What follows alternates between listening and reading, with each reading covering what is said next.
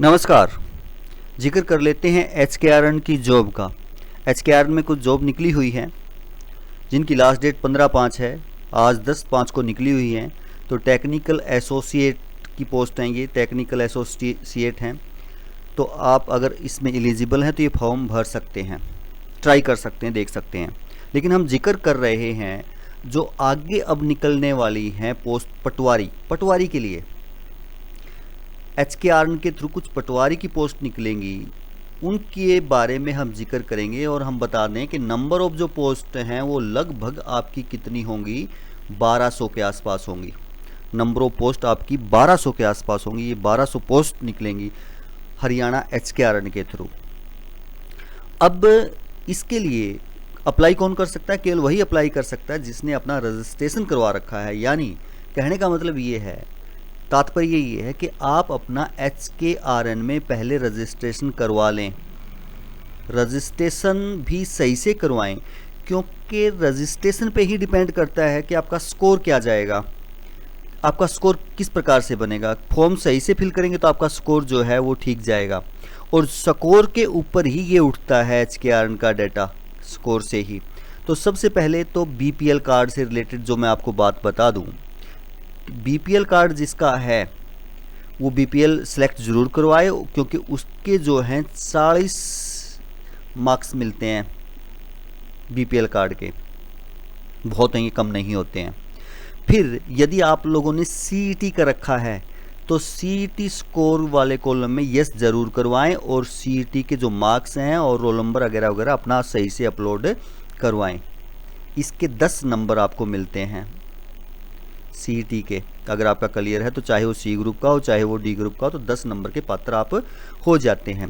यदि कहीं पर भी किसी भी डिपार्टमेंट में आपका किसी का एक्सपीरियंस है, चाहे वो सरकारी का हो चाहे प्राइवेट का हो, कहीं का भी है, तो एक्सपीरियंस ज़रूर ऐड करवाएं, क्योंकि एक्सपीरियंस के भी आपके अच्छे खासे क्या मिलते हैं, मार्क्स मिलते हैं। एक्सपीरियंस के साथ साथ अपनी क्वालिफिकेशन सारी जितनी है, सारी की सारी जो है वो डॉक्यूमेंट्स अपलोड करवाएं, क्योंकि इसका भी जो है क्राइटेरिया चेक होता है। दूसरा एक उसमें होता है आपका NCQF का। अगर आपने कोई भी डिप्लोमा कर रखा, किसी भी प्रकार से कहीं से भी कर रखा है, तो 5 नंबर आपको NCQF के मिलते हैं, वो ज़रूर ऐड करवाएं। और 5 नंबर मिलते हैं सोशल क्राइटेरिया के, यानी जिसके फादर की डेथ हो जाती है, अगर वो कोई बच्चा 14 साल से कम उम्र का है उस टाइम, या 14 या 12 कुछ इस प्रकार का है, तो वो ज़रूर ऐड करवाएं। वो एक नंबर आता है उसमें, तो अगर किसी का बाई चांस ऐसा है तो वो ऐड करवाएं, क्योंकि वहाँ उसके आप 5 नंबर जो है प्राप्त हो जाते हैं। कहने का मतलब ये है कि आप यदि रजिस्ट्रेशन करवाते हैं तो आपका रजिस्ट्रेशन सही से करवाएं, उसी के आपके ऊपर डिपेंड करता है कि आपका सिलेक्शन होगा या नहीं होगा। वहाँ आपको हर एक चीज़ के जो है मार्क्स मिलते हैं। अब यदि हम पटवारी से रिलेटेड इस बात कर लिया जाए कि कब निकलेंगी, शायद जून में ये निकलेंगी, जून के आसपास ही निकलेंगी, और लास्ट डेट शायद जुलाई या अगस्त में होगी। इस प्रकार से इनकी डेट है कि आप संभावना मान सकते हैं कि यहाँ तक ये निकलेंगी। एज का क्राइटेरिया क्या रहेगा? 18 से 42, ये आपको पता ही है। 18 से 42 जो है एज क्राइटेरिया रहेगा। SC और ST की छूट का आपको पता ही 5 साल मिलती है, और OBC की आपको पता है कि इसकी छूट कितने साल मिलती है, 3 साल की छूट इसके अंदर आपको मिलती है एज में। यानी जैसे 42 है तो 45 तक का फॉर्म भर सकता है। और यदि हम सैलरी का जिक्र करें तो अप्रोक्स इसकी सैलरी जो है वो 25,000 के आसपास रहेगी। और आपको पता ही है पटवारी की पोस्ट है, पटवारी में क्या क्या होता है, सैलरी है या नहीं है, 25,000 जो है ही पटवारी का आपको पता ही है।